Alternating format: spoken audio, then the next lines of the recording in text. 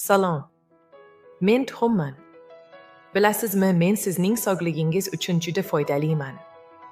Men oqsilga boyman, bu mushaklaringizni mustahkamlaydi. Shuningdek, men vitamin D va B12 manbayman, suyak va qon sog'lomligini saqlashga yordam beraman. Ichimdagi letstin esa miyangizni qo'llab-quvvatlaydi. Har kuni meni iste'mol qilsangiz, siz sog'lom va baquvvat bo'lasiz. Men Tuxumman va men foydaliman. Salom. Bugun biz sholgomning ajoyib foydalari bilan tanishamiz. Sholgom bu vitaminlar va minerallarga boy sabzavot. U yurak uchun foydali, immunitetni kuchaytiradi va hazmni yaxshilaydi. Shuningdek, u qondagi shakar va xolesterolni nazorat qilishga yordam beradi.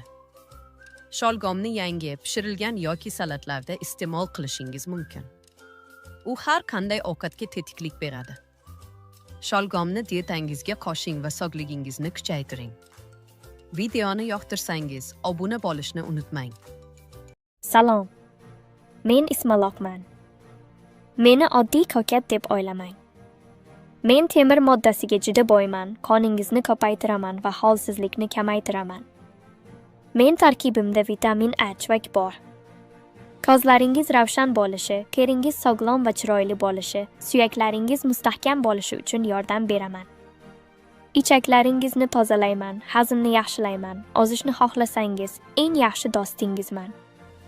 Meni salatlarda, sho'rvalarda yoki smuzi qilib iste'mol qiling.